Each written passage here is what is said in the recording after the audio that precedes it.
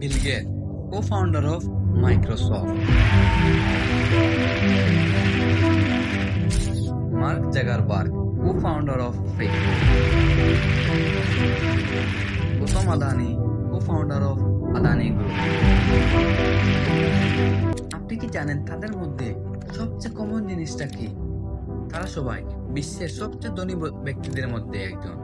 Richard Branson, now the first person to reach the edge of space in his very own space. গত বছর আমাদের দেশের budget হয়েছিল প্রায় 71 বিলিয়ন মার্কিন ডলার। অন্যদিকে পৃথিবীর সবচেয়ে ধনী মানুষ এলন মাস্কের মোট সম্পদ 251 বিলিয়ন ডলার, যা দিয়ে আমাদের দেশের প্রায় 3.5 বছরের বাজেট চালাতে পারে। শুধু এলন মাস্ক নয়, বরং Bill Gates, Mark Zuckerberg, Gautam Adani, এদের মধ্যে একটাই মিল, তারা সবাই ব্যবসায়ী। এরা সবাই কোনো না কোনো কোম্পানির মালিক, আর তারা নিজেদের এমন একটা ট্র্যাপ থেকে বাঁচাতে সফল হয়েছে যা এখন 99% মানুষ নিজেকে গর্ব করে পা দিচ্ছে সেই ফাঁদে। To change the perception of reality to such an extent that despite আর আমরা সবাই পড়াশোনা করেছি সেই সব কোম্পানিগুলোতে চাকরি করার জন্য। আপনি হয়তো এখন স্কুল বা কলেজে পড়াশোনা করতেছেন এবং ভাবছেন কলেজ শেষ করে একটা ডিগ্রি নিয়ে ভালো একটা চাকরি করবেন, একটা বাড়ি করবেন, দামি একটা গাড়ি নেবেন, বিয়ে করবেন এবং বাচ্চাদের ভালো স্কুলে দিবে। তবে সত্যটা কি জানেন? शुरू करिए, आप कितने साल के थे? सर उस समय हम 18 साल के थे, और अभी अभी हम 30 साल के हो गए। 30 साल। पिछले 12 सालों में आपने अपनी जिंदगी में क्या किया? जिंदगी में सर पढ़ते गया, डिग्री लेते गया। मैंने 3 सब्जेक्ट में पोस्ट ग्रेजुएट किया, बीएड किया, सीट। সহজ করে বললে আমরা মধ্যবিত্ত হওয়ার জন্যই এত পড়াশোনা করেছি। তবে প্রশ্ন থাকে, আমরা কি চাইলে বিশ্বের ধনীদের তালিকায় নাম লিখিয়ে নিতে পারি? উত্তর হলো, চেষ্টা করলে ক্ষতি কি।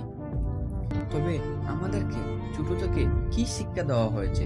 ছোট থেকে স্কুল এবং কলেজে পড়াশোনা করি গ্র্যাজুয়েশন শেষ করার জন্য। ফাইনালি আপনি যখন গ্র্যাজুয়েশন শেষ করবেন তখন আপনি বুঝতে পারবেন আপনার চাকরি হচ্ছে না। না জানি আপনি কত জায়গায় ইন্টারভিউ দিয়েছেন, তবে কোনো না কোনো কারণে আপনাকে রিজেক্ট করা হয়। हम लोग उतना बात नहीं करते सर, और मैं 2 साल से गाँव में भी नहीं गया अभी तक। दुख है सर, क्या बोलूँ मैं अपने। পরে হয়তো আপনার কোনো চাকরি হয় এবং আপনি চাকরি করেন, সব ঠিকঠাক যায়, আপনি বুড়ো হন, তখন বলেন হয়তো আমার ভাগ্যে ছিল না, এর জন্য জীবনে বড় কিছু করতে পারিনি, পরিশ্রম তো অনেক করেছি আমি।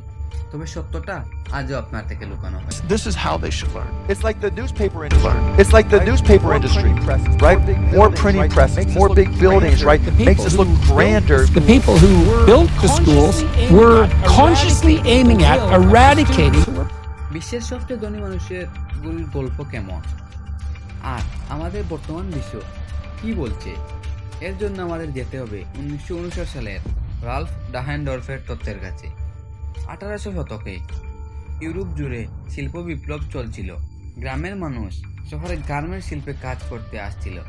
গার্মেন্টস মালিক ছিল উচ্চবিত্ত, শ্রমিক ছিল নিম্নবিত্ত, আর মালিক ও শ্রমিকের মাঝখানে যারা ম্যানেজার, ক্যাশিয়ার বা অন্যান্য অফিসিয়াল হিসেবে কাজ করত, তারা হলেও মধ্যবিত্ত বা এই সমাজের মিডল ক্লাস। এই মধ্যবিত্ত শ্রেণীর জন্য পড়াশোনার প্রয়োজন ছিল কম, তবে পড়াশোনা করে সার্টিফিকেট নিয়ে নিম্নবিত্ত থেকে মধ্যবিত্তে ওঠার সুযোগ ছিল।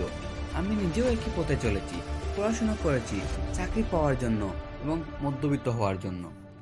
কিন্তু দ্বিতীয় প্রশ্ন আসে, মধ্যবিত্ত কি আসলেই উচ্চবিত্ত হতে পারবে? তার উত্তর খুঁজতে গিয়ে আমি আপনাদের এটা গল্প বলতে চাই। আপনার সবাই হয়তো অ্যামাজনের মালিক জেফ বেজোসকে চেনেন। তিনি পদার্থবিদ্যায় পড়াশোনা করেছেন প্রিন্সটন বিশ্ববিদ্যালয় থেকে। পরে তিনি ওয়াল স্ট্রিট ব্যাংকে চাকরি নিয়েছিলেন এবং চাকরির কয়েক মাসের ভিতরেই তিনি প্রমোশন পেয়ে ব্যাংকের ভাইস প্রেসিডেন্ট হয়ে যান। তবে তার কয়েকদিন পরেই তিনি চাকরি ছেড়ে দেন, কারণ মাস শেষে তিনি ভালো একটা পরিমাণ বেতন পেলেও দিন শেষে তিনি সেই মিডল ক্লাস বা মধ্যবিত্ত থেকে যান। তাই তিনি রিস্ক নিয়ে অনলাইনে বই বিক্রি শুরু করেন, ছোট্ট একটি গ্যারেজ বানালেন এবং সেই গ্যারেজেই অ্যামাজনের অফিস নিয়ে ব্যবসা চালাতে শুরু করেন। আজ তার সম্পদ প্রায় 174 বিলিয়ন মার্কিন ডলার। বিজনেসের মধ্যবর্তী থেকে উচ্চবিত্তে ওঠা পথটি কঠিন মনে হলেও বেজোস এক কঠিন কৌশল অনুসরণ করেছেন। 1994 সালে যখন তিনি অ্যামাজন প্রতিষ্ঠা করেন, তখন ইন্টারনেট ব্যবহারের সংখ্যা প্রতিদিন প্রায় 2300% বৃদ্ধি পাচ্ছিল। তাই তিনি চিন্তা করেন, আজকের সময় ব্যবসা শুরু করার জন্য ইন্টারনেট একটি বড় সুযোগ। যেমন কেউ যদি গুগলে অ্যামাজনের প্রথম এ অক্ষর দিয়ে সার্চ করে, তাহলে তার কোম্পানির নাম আগে আসার সুযোগ সবচেয়ে বেশি। বিশ্বের সবচেয়ে ধনী মানুষরা প্রযুক্তি খাতে ব্যবসা শুরু করেছেন। Elon Musk, Jeff Bezos, Mark Zuckerberg, Bill Gates সবাই তাদের নিজেদের পথ তৈরি করেছেন। এইসব গল্প শুনে দেশের অর্থনীতি বা দুর্নীতি বলার আগে চলুন বাংলাদেশেরও একটা গল্প শুনি। মাত্র 16 টাকা পকেটে নিয়ে আকিজ সাহেব আজ বাংলাদেশে 29টি কারখানার মালিক হয়েছেন। তাহলে আপনি বা আমি কেন পারবো না? শুধু পড়াশোনা করে আজীবন মধ্যবিত্ত হয়ে থাকার জন্য নয়, ব্যবসা করে নতুন দিগন্ত রচনার জন্য। এই বিষয়ে প্রশ্ন থেকে যায়, চেষ্টা করলে ক্ষতি কি?